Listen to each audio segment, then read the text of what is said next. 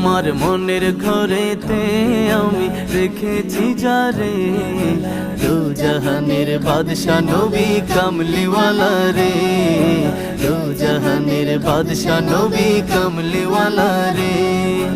আদি পিতা আদম যখন মুসিবতে পড়ে, ওদের নবীর উসিলাতে আল্লাহ কবুল করে।